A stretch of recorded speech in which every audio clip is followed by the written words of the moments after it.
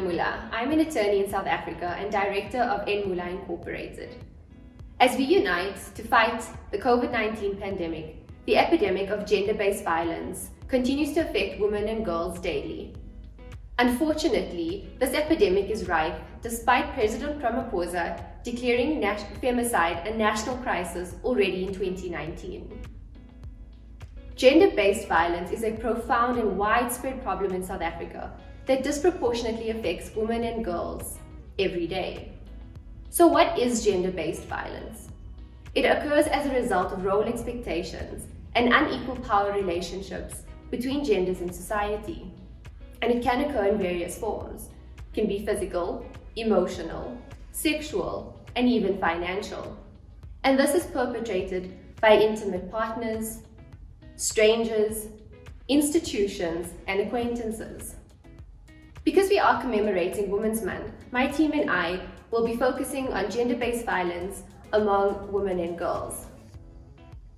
So let's start by identifying different types of gender-based violence. Intimate partner violence. This is the most common gender-based violence that occurs and is orchestrated by an intimate partner, former or current partner, and can be physical, sexual, emotional, and financial. Then we have domestic violence, which can be carried out by partners as well as family members. And this occurs in various forms: abuse, intimidation, manipulation, controlling behavior, withholding of finances, damage to property, sexual abuse, emotional abuse, physical abuse, which leads us to sexual harassment. This is a sexual act or an attempt to obtain a sexual act against another using force, irrespective of the relationship between the perpetrator and the victim. And this can occur in any setting, be it at home or in the workplace. Societies free from gender-based violence do not exist. And unfortunately, South Africa is no exception. So what is the impact of gender-based violence? It is firstly a gross violation of human rights and also has major psychological effects as well as physical effects on the victim or the survivor.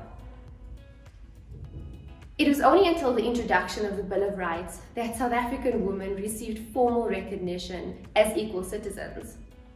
Women are obviously afforded the full range of rights encapsulated in the Constitution, such as the rights to dignity, life, and freedom. But their rights are specifically protected by Section 9 of the Constitution, which states, "Every person has the right to be treated equally and not to be discriminated against on the grounds of gender, sex, marital status, and pregnancy, amongst a list of other grounds." But these grounds were specifically formulated to protect women's rights. Now, there's always a misconception that women stay in relationships because it can't be that bad. Unfortunately, there are a number of factors that keep women in these type of relationships. And these can range from financial dependency on the abuser to the belief that they can change or they will change, the belief that their children need their father, or when they turn to a person, that person doesn't believe them or actually blames them for the abuse. The belief that as women, we deserve to be abused. The fear instilled in them that either their loved ones will be harmed or their children will be taken away from them.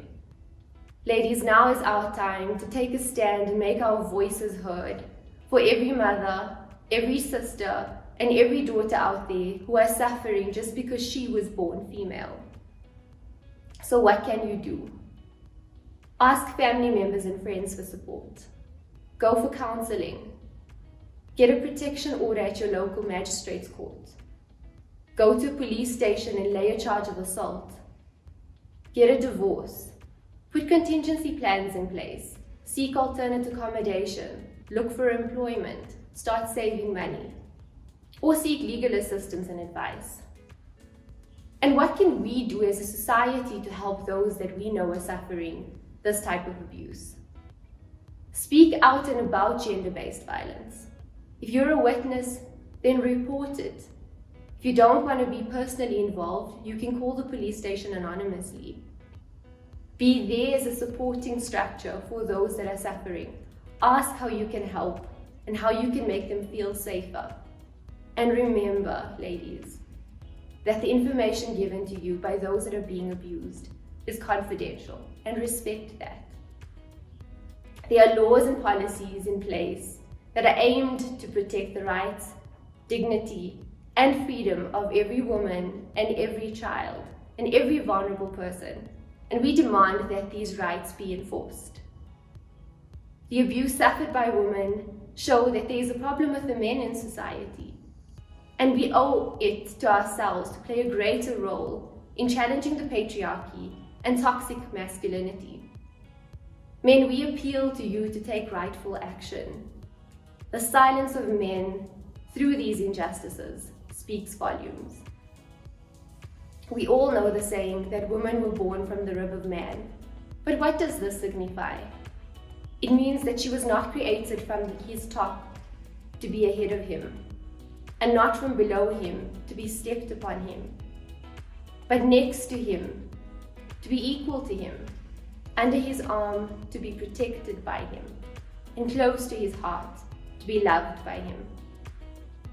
Gender-based violence is a societal issue that goes beyond the courtroom and the police station, and it starts and ends with us as individuals and collectively as men and women. As a Muslim woman, we are taught the true status of a female. When she is born, she becomes the reason for her father to enter paradise. When she is married, she completes half of her husband's religion. And when she becomes a mother, paradise lies under her feet. Ladies, it's time that we start seeing ourselves as God intended us to, and that we demand our rights to freedom, equality, and dignity, as enshrined in the Constitution, be upheld. We at NMoola Incorporated condemn any form of gender-based violence. We hear, we see, and we are here to support you. It is only when we stand united that we will be able to conquer this. Woomandla.